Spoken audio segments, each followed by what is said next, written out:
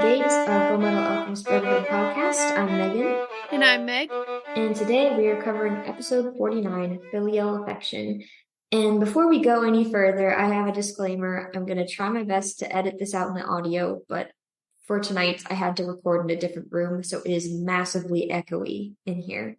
So, my apologies. All right. In this summary of the episode, with his father's help, Al takes incredible steps to contain the monstrous pride. As the sun begins to rise on the promised day, the youngest Elric listens while the homunculus ponders his very human mother. That doesn't even scratch the surface of all that goes down. Mm-hmm. But anyway, this covered chapter 88, The Understanding Between Father and Son, and 89, Soldier's Return. And unlike the last episode, this one kind of skipped around in the manga quite a bit. And I think there was even a scene that was from chapter 90, but it was so brief I didn't think to mention it. So we start off with Hohenheim trying to wake up Al, but he is unconscious. While Hohenheim's trying to wake up Al, Pride is very viciously attacking Ed and Greed. Specifically, it's attacking Ed in the hopes of drawing out Hohenheim. And he's like cutting down all the trees as well to I think give them fewer places to hide. And also it's just, I don't know, this scene was pretty cool.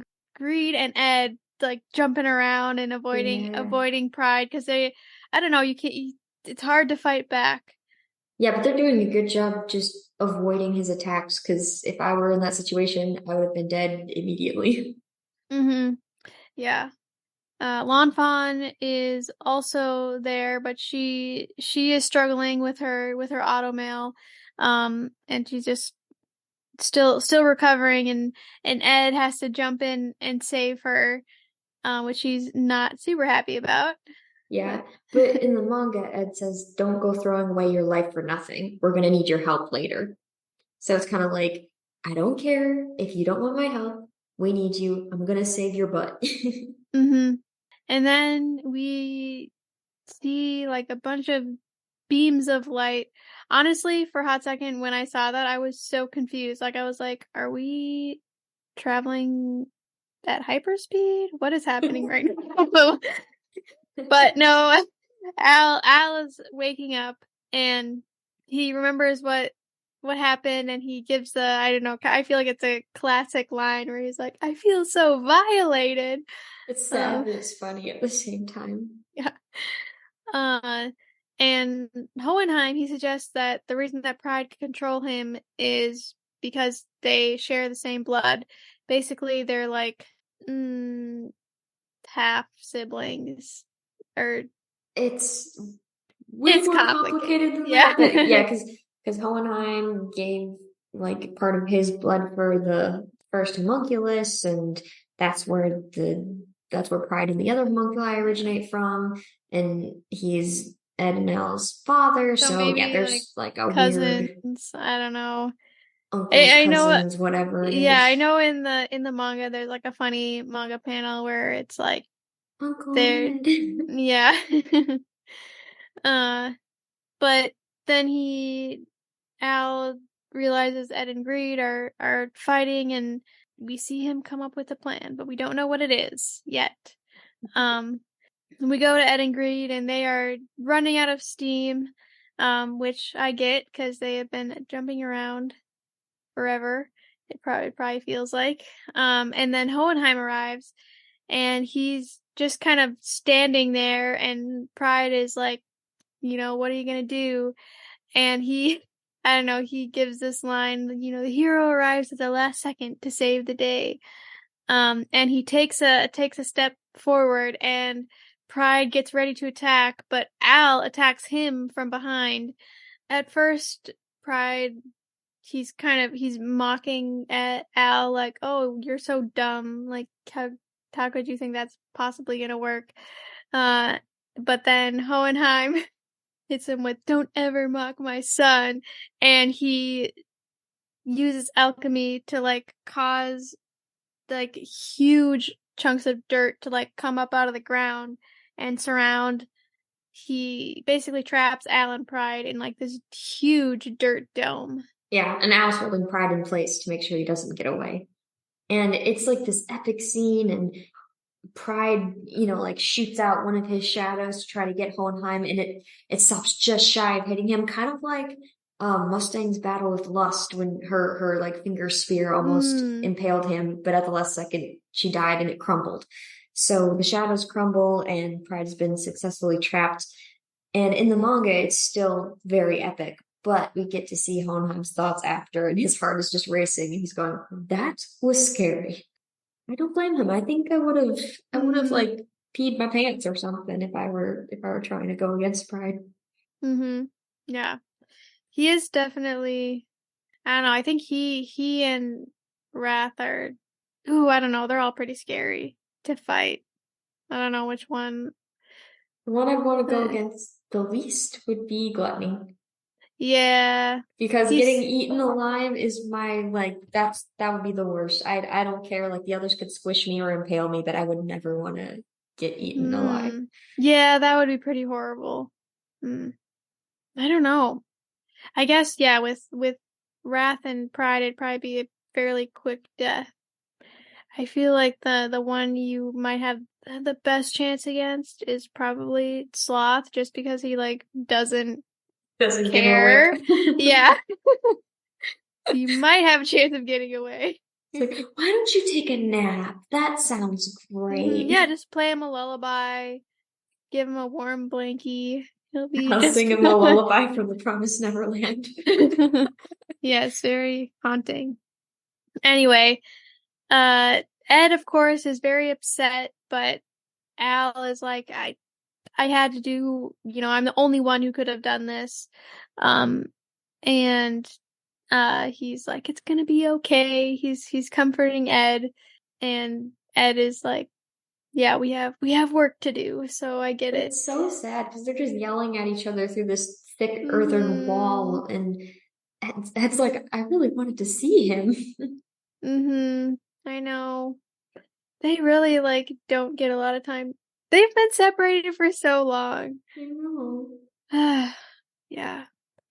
Anyway, then we see Greed booking it to Central because he has realized that Sloth and Father are the only ones in Central right now, and he wants to take them out because he wants to rule the entire world. That is his secret motive that he was alluding to, which and honestly Ling is just not having it. Yeah, he's like, okay, whatever, dude. You enjoy that. Good luck being lonely for the rest of your life. Yeah. And then in Central, we hear rumors that the, Ishvalans are moving into the city, and then we see Scar and his crew arrive, and they're asking where the Kanama slums are, and this is when they learn both about that Bradley's train blew up, and then also May is looking for them. She did not go back to Shing, which Scar is not happy about. That little girl, I told her to go home. Yep. I'm gonna spank her real good when I find her. And then we see Kimberly being Kimberly. He's slaughtering the Ishvalans. So he's still in action. Yuki, why? I know. We're both watching Fruits Basket right now, so we're like, Yuki! Is that the only good guy he plays? No, wait, actually he plays a good guy in Black Clover too. But everything else, I've heard him in mostly villain roles. He does have he has a good villain voice. Especially when he's playing Shigaraki, kind of like that raspy, wheezing kind of villain voice. Yeah. Then we go back to the woods, and we see Pride trying to tunnel out with a stick. Great plan. So it's kind of funny in the manga because Pride just trips over Al's head, which is on the ground. And it's cool to see him vulnerable like that. Actually acting human, I suppose you could say. And even Al, while they're in there, he thinks to himself, wow, take away his powers, and he's just a regular little kid. Yeah, it's kind of It's honestly kind of unsettling. Yeah. And then Pride and Al get to talking, and Al tells Pride that he doesn't think that Pride thinks very much of humans, and he underestimates them too much. But then Pride tells a story about his mother, so the Führer's wife, and how she risked her life to save him, and she would do anything for him. And that it's kind of it doesn't make sense, but that's what they are depending on, because Al tries to say like, "Oh, we could leave at any time. We could just leave Amestris, and then you wouldn't have your sacrifices." But Pride's like, "Well, no, you would never do that because you care about this country too much." Yeah. I kind of like the heart to heart they have. And even in the manga, like after their discussion, Al has to remind himself like who he's talking to. Don't be fooled. This is still like the worst villain ever. Because I mean, as they're talking, again, he seems like a normal kid. He's talking about his mom, even though it's his adopted mother, but he shows like this genuine kind of like I actually like having a mother. He shows like care for her. Yeah, it is. It's interesting to see him in that way, because that's originally how we saw him, like as this little kid, and then you find out he's Pride, and you're like, ooh, and then you're like, he can be a little kid at times. And there's just a very brief scene with Mustang at Hugh's grave, and Hawkeye's there, and they're ready for action. And both Megan and I I don't know the scene.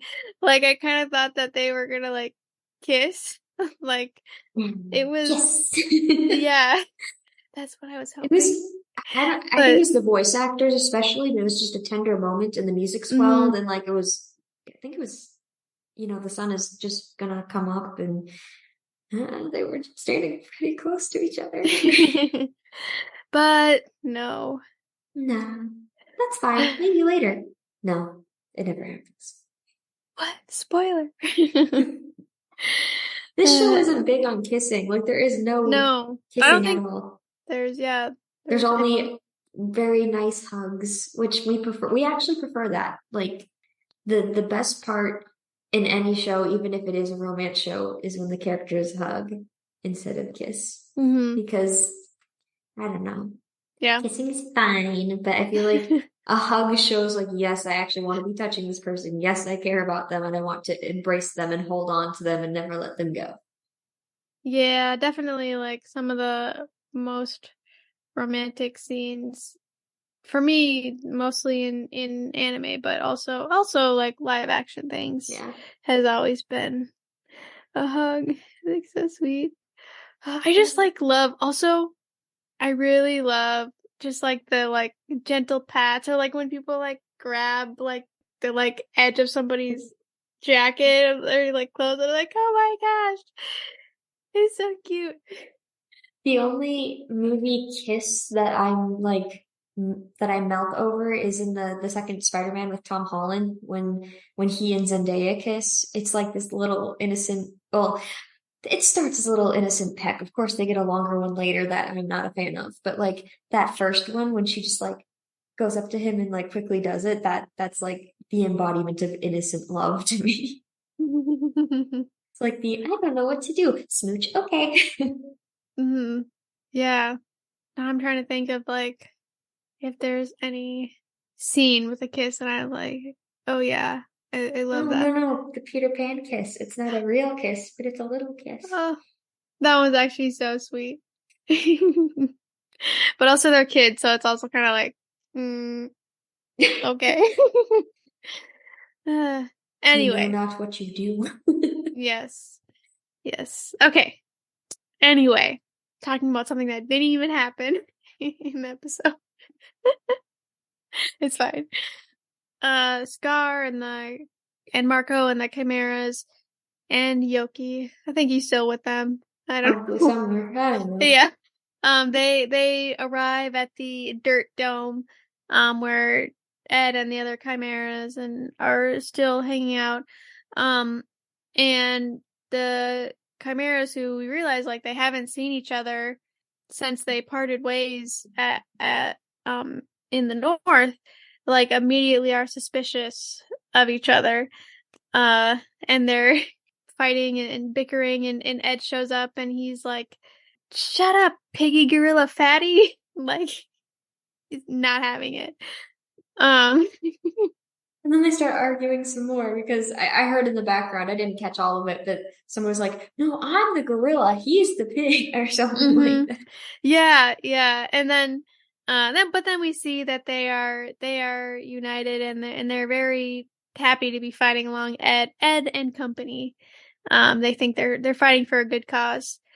And then they decide to send Fu to do a recon in Central, because apparently, which I don't know, I haven't paid attention to this, but he's the only one that has been able to keep his identity hidden. Yeah, that makes sense because like everyone else the military knows of, somebody knows their face in Central. And with Lanfan, the Fear definitely knows her from that battle they had. So yeah, I guess he's the only one who was never like in a fight with somebody like outside. He knows how to keep his head down and actually stay to the mission and keep the mask on. Yeah. And then we come to this very epic, like, last scene of the episode. Ed goes up to like the dirt dome, and he, kind of acknowledges that Al is doing everything he can to keep everyone safe, and it's up to them to like to win. And then he puts on his coat as the sun rises, and like the outro music starts to play, and he's like, the sun rises, and he's like, the promised day has begun. Oh, so good. Yeah. This is, we were talking about this, but this is like the episode that reminded us, like, oh yeah, this is a good show. Like, things are about to like heat up. And when we first watched it, I think this is when we started binging it all because we couldn't leave it because that was the summer I was going away for a long time, so we had to get it all in before I left. Otherwise, we'd just go nuts trying to watch like one every other week or whatever. I think we like watched like these last 15 episodes in 5 days. Yeah. It was pretty crazy, but it was totally worth it. I don't know. I think it would have been hard. You have to watch it all together because it spans one day basically because it's the promised day. Yeah. And then we do get like an end credit scene. We see Brosh. We haven't seen him in a long time. He was Maria Ross's like, I think. Yeah. And I can't remember what his ranking was. I think she ranked one above him though. And he's asleep, and we see his siblings waking him up, and they're so adorable. And they want to see the solar eclipse. But then they're looking out the window, and you can see that a building is on fire. Yeah, and so Denny Brosh is somebody we haven't seen for a long time, but I was so happy to see him again, especially because we get to see him in his house, like with siblings. And I kind of forgot how young he is too, because they never give Ross or Brosh's ages, but I assumed late teens, early 20s, like kind of newer to the military. But I love in the manga, we get to see more of his house and his family. According to the wiki, he has 5 younger siblings. And it's just cool to see a character in their natural habitat, I guess. He also bikes away to go check out the fire in the situation, which I thought was a nice touch because, like I said, he seems to be younger in the military, so he probably doesn't have a car yet. But then we see it is not a building that's on fire. Roy is the one that is starting things on fire. And we see the Führer's wife is a hostage. So the soldiers like can't really do anything, but then some of the leaders are like, oh, we only need Mustang alive. It doesn't matter. just kill everyone else. And then they corner Mustang's crew in a building, and the officer tells the soldiers to kill them all except Mustang. And that's We where hear it shots and ends. that's it. Yep. Yeah, so I mean, there's a lot to talk about during the episode, but not a lot to talk about after it's over. The only thing is, for story elements, we saw that they had to leave a man behind. So that would be Al. And sometimes in a story, you have to leave a character behind, whether it be because they're injured or because they have a purpose only they can fulfill. Al, unfortunately, is the only one who can be trapped with pride, so he's getting left out of the promised day. Or is he? I don't know. We'll Oh have to find no. out. Yeah, he's the only one who like doesn't need food or sleep or sunlight. So it's like, oh yeah, this is perfect. I can just wait it out in here. And I like how snarky Al is about it too, because he's with Pride. He's like, I don't need all these necessities. So let's see who can last longer, Pride. Here's a waiting game. And he's like, all these lonely nights I've been alone have prepared me for this moment. Yeah. And then, what was your favorite line of the episode? Yeah, so both of us had like favorite back and forths. So mine was when Greed said, "You still breathing over there?" And Ed replies, "Does wheezing count?" And he just gives him a thumbs up. What about you, Meg? So mine came from when Ed saved Lanfan, and she was like, I didn't ask for your help, and Ed's just like, oh, shut up. We're in the I middle of love a it. battle. We don't have time for this. Yeah, he's done. Like, whatever. And then what did we learn in this episode? We learned that you shouldn't take away being the hero from someone. So like letting Al stay behind to save them all from Pride. Sometimes you just have to let somebody do what they have to do or make a sacrifice, which is painful, I know, and it would be super hard to just like let somebody else take that for you, like take the bullet for you. But sometimes there's one person who can get the job done and only one person. Yeah. And then who pushed the story forward in this episode? Al, what a bean. He's the best. He's so smart. Yeah. All right. That was all that we had for this episode. Follow us on Instagram and YouTube and all the things. And we will be back next week with another episode. Thanks Bye. for listening. Bye.